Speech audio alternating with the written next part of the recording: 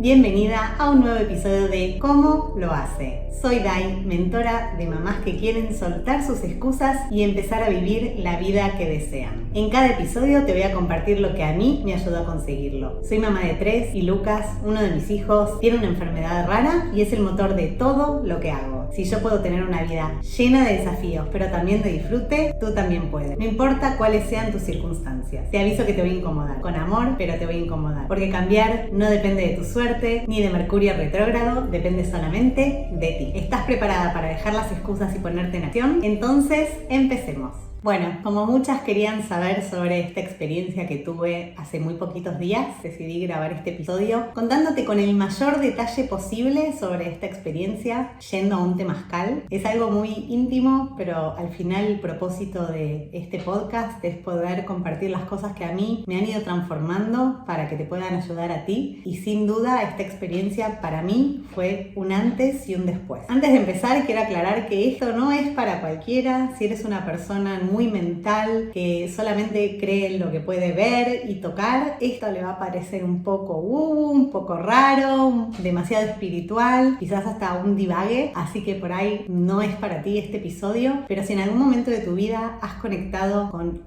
algo más grande, has tenido alguna experiencia más espiritual, te va a encantar. Bueno, todo empezó con mi cumpleaños. Gabriel, mi marido, me preguntó qué quería y yo le dije que no quería nada material, que me regale alguna experiencia. Y yo pensaba que me iba a regalar un día en un spa, un fin de semana sola en algún lado, pero el 16 de mayo me manda un mensaje que dice: este es tu regalo, y que decía así: vas a ir a bailar static dance a una masía en las afueras de Barcelona. Y yo pensando, wow, qué lindo regalo, me encanta, esto es algo que a mí me fascina hacer y encima al aire libre. Y después me escribe: ese es tu regalo, pero ese mismo fin de semana también van a hacer un temazcal, así que si querés podés elegir las dos. Y yo, como soy una motivada de la vida, dije: no, yo quiero todo, y no tenía ni idea lo que era, y todo esto era al día siguiente, así que yo le dije que sí y no me dio tiempo de investigar ni de saber demasiado. Solamente le había preguntado a algunas amigas si sabían lo que era y solamente una me había dicho que había ido a un temazcal y que no le había gustado, que se había salido enseguida porque el calor era demasiado fuerte, y esa fue toda la información que yo tuve y ya estaba entregada. Así que Gabriel me pasó el teléfono de una chica que se llama Mina para ir con ella en el coche al lugar. El sábado hicimos una barbacoa en mi casa llena de gente y a las 4 de la tarde yo cogí mi maletita y emprendí la aventura. Me encontré con Mina y justamente en su coche iban otras dos mujeres, y en el camino le pregunté al ChatGPT que me diga qué era el temazcal, y decía así: el temazcal es una ceremonia ancestral de purificación física, mental, emocional y espiritual originaria de los pueblos indígenas. Su nombre significa casa de vapor. En esta ceremonia las personas ingresan a una estructura circular y cerrada que representa el útero materno. Dentro se colocan piedras volcánicas que las llaman abuelitas, y el vapor que se genera empieza a limpiar el cuerpo de toxinas y libera bloqueos emocionales. El calor es bastante intenso y el temazcal significa un renacer. La idea es dejar el mundo exterior y hacer un viaje hacia adentro, dejando completamente nuestro ego de lado para soltar lo que ya no nos sirve, lo que nos pesa y lo que nos impide avanzar. El propósito del temazcal es reconectar con la sabiduría del cuerpo, el poder de la intención, y es un acto de rendición profunda para estar más cerca de lo que realmente somos. Yo pensando, wow, todo eso me va a pasar, qué hermoso, pero también había leído de que el calor era demasiado intenso y me empecé a preocupar un poco. Entonces nos subimos al coche y empecé a hablar con las chicas y les empecé a preguntar si ya habían hecho esta experiencia, y Mina lo primero que me dice es que la llame Sina porque ese era su nombre espiritual y que ella ya había hecho esta experiencia muchísimas veces y que de hecho ella era como guía en temazcales que se hacían en París y que se había iniciado en Chile con un maestro, y me contó toda la historia. Patricia también lo había hecho en otras ocasiones y le había encantado, y Stephanie lo había hecho hace un mes y quería repetir porque le había encantado. Entonces yo me quedé súper tranquila, dije, bueno, si a estas 3 mujeres esto les encantó, bien. Y fue un viaje precioso porque las 3 tenían un montón de historias súper interesantes, eran mujeres muy espirituales en una búsqueda de conectar con algo más grande, y yo llegué súper contenta al lugar. Mina, la chica que conducía, me contó que era médica. Yo le pregunté, ¿vos contás contás a tus colegas que estás haciendo esto de los temazcales? Y me dijo, no, es como que tengo doble vida. Y yo me morí de risa, y dije, como Superman. Y después otra de las chicas era psicóloga, Stephanie es chef de barcos de lujo, así que bueno, todas con un montón de anécdotas y cosas para contar. Y llegamos y no dio tiempo para mucho, enseguida nos fuimos a poner los bañadores y fuimos a la zona donde estaba ya encendida hacía un buen rato la fogata, y ahí vi donde estaba el temazcal, y lo primero que pensé fue cómo vamos a entrar tantas personas en un espacio tan pequeño, porque es un lugar muy pequeñito y las personas tenemos que caber todas una al ladito de la otra sin mucho espacio, y éramos como 14 en esa especie de iglú, y yo veía que todos se iban preparando y yo no tenía ni idea dónde estaba yendo, pero no sé por qué motivo yo estaba tranquila. Antes de entrar yo estaba súper resfriada, entonces le pregunto a Sina si podía entrar carilinas o unos papelitos para el temazcal para dejar los mocos en algún lado, y se mató de risa y me dice, olvídate, esto no te va a importar nada, te limpias con lo que encuentres, en un rato vas a estar toda sudada, sucia, embarrada, y no te va a importar absolutamente nada, así que tú entra tranquila. Y yo después pensando, si yo entraba un papel, esto provocaba un incendio, pero yo iba ahí con mi ingenuidad sin saber a dónde estaba yendo. Y antes de empezar, el guía, Albert, dice que podemos entrar desnudos o en bañador, y yo ahí me quedé. Las argentinas somos bastante pudorosas con esto de la desnudez, y para mí no es algo muy natural, pero bueno, vi que todos empezaron a sacar la ropa y casi todos entraban desnudos, y yo me lo pensé porque dije, quizás me conviene entrar desnuda porque después el bañador me molesta, pero bueno, mi pudor pudo más y me dejé mi hermoso bañador. Y el guía siguió explicando muy cortito de qué iba el ritual, que eran distintas fases, que se iban entrando piedras muy calientes y cada vez iba subiendo el calor, y que si sentíamos demasiado calor, demasiado agobio, lo que podíamos hacer era tirarnos a la tierra, porque la tierra estaba más fría y era la única forma de, digamos, refrescarnos un poco. Y yo miro hacia adentro y veo que era tierra, estaba lleno de hormigas, de arañas, y yo pensando, ni loca me tiro ahí, yo me voy a quedar en el cuadradito de goma eva que nos habían dado para sentarnos, y de ahí no me muevo. Y bueno, poco a poco empezamos a entrar al temazcal. Yo fui la segunda, no sé de dónde me salió esa valentía de decir yo voy segunda.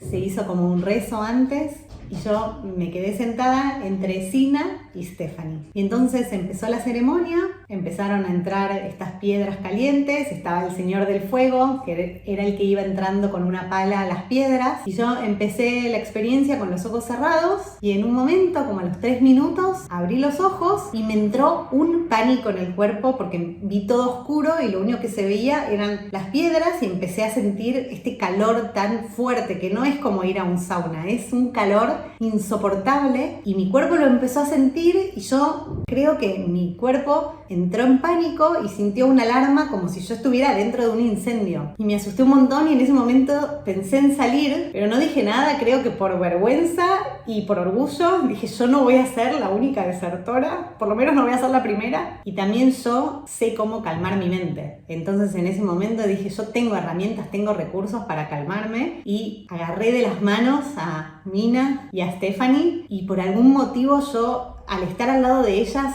de alguna manera, no sé por qué, pero me sentía segura. Y ahí empecé a respirar profundo, empecé a recordar mi forma de meditar, de respirar. Recordé las meditaciones que hago con Joe Dispenza, que él todo el tiempo habla de entrar en nowhere, no place, no nothing, go into nothing. Habla de estar en la nada, y poco a poco pude entrar como en esa zona que él explica, que a veces es muy difícil de entender porque es muy difícil llegar ahí, pero me fui hacia adentro y empecé a sentir una calma y una seguridad en mi cuerpo, y en ese estado de conectar con la nada también dejé de sentir el calor y empecé a estar bien. Y ahora ya viene la parte más loca, que si no es para ti, te quedas aquí, y empecé a sentir una voz que me estaba hablando, y mis amigas me preguntaban, pero era una voz como algo que vos escuchabas, y no sé cómo explicarlo, pero era como que yo sentía que estaba en un diálogo con algo que me estaba como dando información. Y el guía nos había dicho que teníamos que pensar en una intención, en preguntarnos algo para encontrar la respuesta en el temazcal. Y yo había pensado que mi intención era entender mejor mi propósito. Que la realidad es que en este momento es lo único que entretiene en mi mente y digamos que me preocupa, porque es algo que a veces yo siento como que estoy confundida y pierdo el rumbo. Yo siento que tengo una misión muy grande. Cuando lo explico me pongo a llorar porque es como algo que no entiendo de dónde viene, no entiendo por qué yo, no entiendo por qué a veces me pasan las cosas tan locas que me pasan últimamente en la vida, y siento profundamente que esta misión me eligió a mí por algún motivo, y a veces esto hace cortocircuito en mi mente y no llego a entender. También siento que tengo como un don, una habilidad para ayudar a las personas a empezar a sentirse bien, que cuando explico siento como que lo entienden, porque no sé si hay algo en mi manera de explicar o en mi manera de ver la vida que las inspira o las motiva a realmente, incluso con toda la resistencia que tienen, hacer cambios. Y yo cuando empecé a hacer este trabajo, lo empecé desde un lugar de mucho propósito, desde un no entender por qué lo estaba haciendo, pero sentía que lo tenía que hacer, y con el tiempo esto se convirtió en un trabajo, y siento que cuando lo vivo como un trabajo me desconecto del propósito y siento que ese a veces es justamente lo que me bloquea. Y desde esa intención empecé a sentir que esta voz me empezaba a hablar y me empezó a explicar cosas que para mí hacían mucho sentido. Y yo sentía que le estaba diciendo como, sí, claro, ahora entiendo. Y esa voz me dijo que lo que yo sentía como mi propósito no era exactamente mi propósito. Que digamos que lo había entendido mal. Que mi propósito era ser la voz de Lucas. Que él me había elegido como su mamá con estas habilidades para comunicar, para ser su voz. Que el mensaje era de él, no era mío. Y que yo tenía que llevar su mensaje al mundo. Y quizás te suena raro porque Lucas no habla, pero para mí entender eso hizo completamente la diferencia. Y esa voz siguió diciéndome que esta misión no era solo mía, que tenía que ser colectiva, y que todas las personas que habían ido llegando a mí de forma muy mágica, que son muchas y que me quisieron ayudar y acompañar en este proceso para crecer mi impacto, no era casualidad, y que cualquiera que me ayudara tenía que entender cuál era ese propósito, porque esto no es simplemente un trabajo. Y para mí esto también fue como, wow, ahora entiendo muchas cosas, porque me ha pasado en todos estos años de trabajar con personas que no entendían mi propósito y mi misión, y me daban consejos y me decían que era lo más conveniente para hacer, y nada funcionaba, y de pronto llegaban a mí personas que simplemente desde el amor me daban un consejo o incluso trabajaban conmigo, pero estaban muy, muy conectadas con el para qué yo lo estaba haciendo, y todo lo que hacían por mí y para mí funcionaba espectacular. Y al escuchar esta voz que me decía que yo no podía sola y que tenía que comunicar cuál era el propósito y la misión, y que solamente tenía que estar rodeada de personas que quieran acompañarme en esto, fue también como un wow, ahora entiendo mejor de qué tipo de personas me tengo que rodear. Y también escuché que tenía que contárselo a Gabriel, mi marido, porque él también es parte. Lucas lo eligió a él también como su papá para que de alguna manera también acompañe en esto, o me acompañe a mí a poder hacerlo. Y esta voz me decía todo el tiempo que yo no podía sola, que yo tenía que buscar como red para acompañarme en esto, porque esta misión era algo colectivo, algo bueno para el mundo. ¿Y cuál fue ese mensaje que yo recibí de Lucas? Tan claro, que ser diferente es hermoso. Lucas vino a mostrarnos que lo diferente es valioso, que en la diferencia está la belleza, y que no se trata de hablar de discapacidad o de inclusión, sino de algo mucho más profundo y mucho más universal que nos abarca a todos. La realidad es que todos somos distintos, pero vivimos en una sociedad que nos empuja hacia la uniformidad, hacia encajar, hacia parecernos, como si la intención siempre fuera parecernos a los demás. Y si somos diferentes, sentimos que no pertenecemos. Y basta mirar cómo hay tantas mujeres obsesionadas con el físico, el cuerpo, lo inseguras que se sienten y se operan y se inyectan los labios para tener todas la misma cara. Y digo, wow, esto es un síntoma de la sociedad en la cual estamos viviendo hoy, donde parecernos es un valor. Mira, hace unos meses me invitaron a un podcast, a una entrevista. El podcast se llama More Than Mamis, y un día buscando el enlace para compartírselo a alguna amiga, veo que había un episodio que en vez de tener como el mío 12.000, 14.000 vistas, tenía tenía 130.000. Te digo, wow, lo voy a escuchar,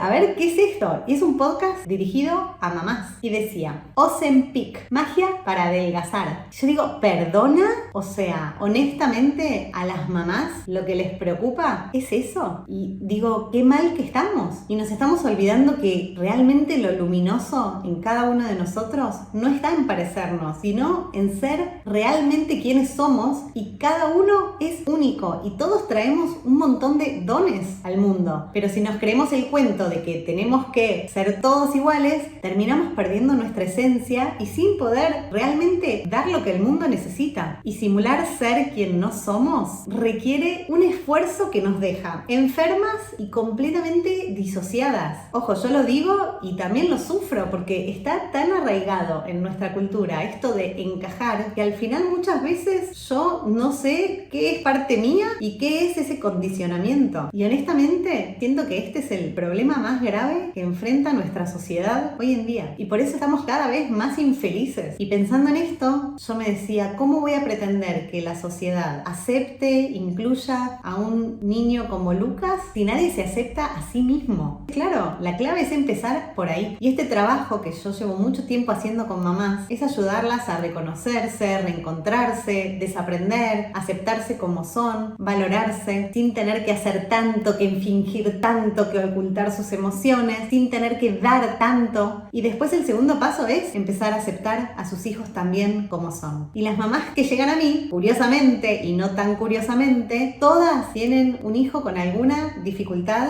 todas tienen alguna dificultad para aceptar a sus hijos como son, por el motivo que sea. Y si no, ellas han crecido toda la vida sintiéndose rechazadas, inadecuadas, o que su voz nunca fue importante y que no eran valiosas. Así que yo siento que estoy de alguna manera en el camino correcto, porque al final yo las voy encaminando en este camino de aceptación radical de lo que es, de quiénes son, de aceptar también a sus hijos y lo que traen para enseñarles y ayudarlas a ver el brillo que sus hijos ya tienen, pero que ellas muchas veces no pueden ver. Pero después de esta experiencia siento como que lo entendí un poco más profundamente, y siento que a partir de cambiar la vida de esas personas, esas mismas mamás son las que van a educar a sus hijos en inclusión, en aceptación, también a sus parejas, y este es el camino para que cada una vaya sembrando en su familia, en su hogar, en sus escuelas, estas ideas, y empecemos a vivir en un mundo más inclusivo en serio. Honestamente, pensando en esto de ser diferente, esta es la historia de absolutamente todas las personas. Todos en algún momento sentimos que no encajábamos, y muchos incluso nos pasamos media vida haciendo de todo por intentar encajar, y es tan triste. Y mi misión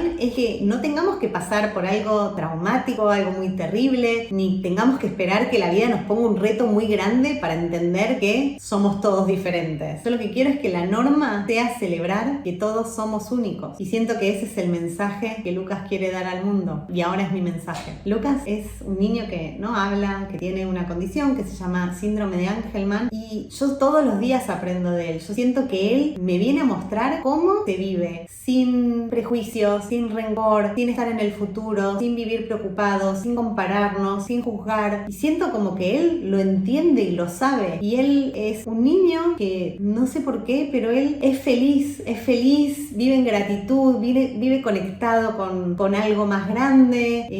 Él es puro amor, él no elige, no juzga, él abre su corazón y se entrega, él siempre está presente. Así que yo siento que tengo un sabio en mi casa del cual yo tengo que aprender, y siento que lo que él modela para mí es lo que yo tengo que traer al mundo. Y te voy a contar algo curioso que me pasó también hace muy poquito tiempo, y es que yo hace unos meses escribí un cuento infantil. No sé ni cómo me salió, lo escribí en 30 minutos y después dije, wow, esto es hermoso, esto tiene que publicarse. Y hablé con algunas editoriales, pero no sé, lo sentí trabado, sentí que no iba por ahí. Hablábamos de dinero, de cómo publicar, de quién iba a ser la ilustradora, y como que, no sé, no lo sentí y lo dejé aparcado. Y hace poco mis hijos fueron a Argentina y volvieron con un librito precioso que se llama Don Pocho. Estaban fascinados con el cuento y lo miré y dije, wow, qué bonito. leyendo y leo que la ilustradora decía Lucrecia Díaz. Y pienso que esa es la mujer de un amigo de Gabriel que yo no la veo hace 20 años. Ella es diseñadora gráfica y por intuición, por estar muy conectada con estas señales, le pedí a Gabriel el teléfono. Entonces empezamos a hablar, le dije que me encantaba, que la felicitaba un montón. Ella me contó que empezó a ilustrar como algo más sanador, terapéutico, y que se había montado un taller de cerámica y que estaba feliz con su taller y que ya no ilustraba más. Pero yo le pregunté si le podía enviar el cuento para que lo vea, a ver qué le parecía, sin ningún plan. Y todo fue muy orgánico. Ella conectó muchísimo con la historia de Lucas, me empezó a hacer muchas preguntas sobre él y estaba emocionada y ella me mandaba audios llorando y yo le contestaba otros audios llorando, y ella me empezó también a contar historias personales que resonaban también mucho con lo que yo quería contar en el cuento, y se puso a ilustrar y se puso a dibujar, y no hablamos de nada, ni de cómo lo íbamos a hacer, quién lo iba a publicar, ni de dinero. Simplemente ella quiso sumarse a esta misión y fue como, claro, va por ahí, las personas me van a llegar solas y van a estar conectadas con esta misión si son las personas correctas. Y yo pensaba, si yo esto lo escribí antes de ir al temazcal, es porque mi alma ya sabía, ya sabe. Y lo que pasa es que yo a veces me distraigo, me confundo, porque siento como que todos están haciendo las cosas de otra manera, desde el hacer, desde la estrategia, desde el pensar, sobrepensar, y siento que casi todo el mundo está muy desconectado de este lugar de intuición. Pero bueno, yo sé que este llamado es muy fuerte, y si Lucas me eligió para hacer esa voz, yo no voy a descansar hasta lograr ese impacto. Y bueno, volviendo al temazcal, yo salí del temazcal con una paz increíble, tanto que me tuvieron que decir que salga porque era mi turno y yo estaba tan en otra, conectada con otra galaxia, que me dijeron, Dai, te toca salir. Entonces yo salí, otro estaría desesperado por salir después de 2 horas de ese calor tan intenso. Yo estaba chill, estaba bien, me di una ducha, después me encontré con Joan, que es una persona hermosa, que nos cruzamos y me dijo, ¿te puedo dar un abrazo? Y yo le dije, sí, claro, y me dijo, me das tanta paz. Y yo me sentía así, yo me sentía, no sé, como conectada con todo, con la naturaleza, con los demás. Sentía realmente que todos éramos uno y yo no quería salir de ese estado. Entonces, después de abrazarlo a él, me senté en un banquito y cerré los ojos y me puse a meditar, como yo suelo hacer, y estuve casi media hora ahí y me vibraban las manos. Es una sensación que no sé cómo explicarla, pero solamente alguien que lo haya vivido lo va a poder entender. Yo sentía como que mi cuerpo estaba flotando, que yo estaba vibrando y que no estaba ahí. Como que yo estaba en no place, nowhere, esto que dice Joe Dispenza, que yo estaba como en otro lugar y tenía esta sensación de plenitud absoluta. Y después que abrí los ojos, bueno, cada uno empezó a contar un poco y yo no quería hablar con nadie. Me fui a la habitación, busqué un cuaderno, empecé a escribir todo esto que había escuchado porque no quería olvidarme. Y esa noche cenamos algo livianito, nos fuimos a dormir. Yo creo que había generado tantas endorfinas en mi cuerpo que no pude dormir, y a la mañana había planificada una caminata por unos viñedos, un lugar súper bonito, y yo también estaba muda. Todo el camino de ida no pude hablar porque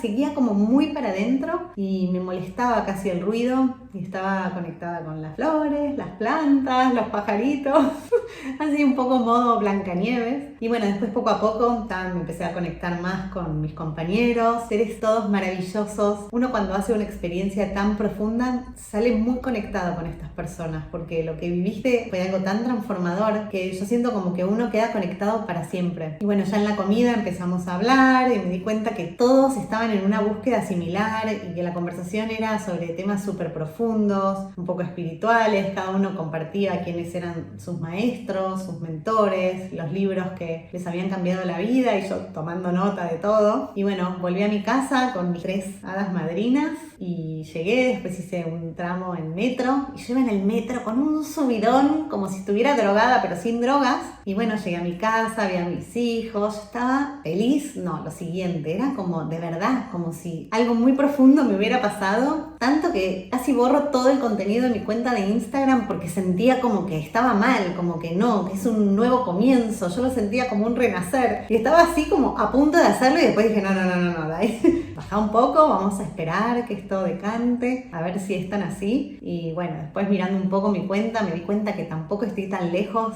de esta misión que entendí ahora, y que había muchas cosas que me encantan y que sí que siento que resuenan con este mensaje, pero sí que borré algunas cosas, cambié mi bio y también sentí como que algo tiene que cambiar de ahora en adelante. Y en un momento me senté con Lucas y lo miré a los ojos y yo siento como que él me estaba leyendo y yo le dije en silencio: Luqui, ya entendí, mamá ya entendió, tranquilo. Y sentí que él me sonrió y con esa mirada tan dulce y tan mágica que tiene, fue como, no sé, un momento de conexión muy profunda y fue como, yo lo sentí como una promesa que le hice a él. Y a la noche también nos fuimos a la cama con Gabriel y yo le empecé a contar toda la experiencia. Yo lloraba, no de tristeza, era como de gratitud y también de agradecerle el regalo que me había hecho tan hermoso. Y fue una conversación muy vulnerable. Yo muchas veces no le comparto estas cosas tan porque para él es un montón, pero no sé, me sentí segura y tranquila de poder contarle y él me escuchó con mucho amor, y contárselo así también era parte de esto que vi en el temazcal. Si yo tenía que incluirlo en esto que había sentido,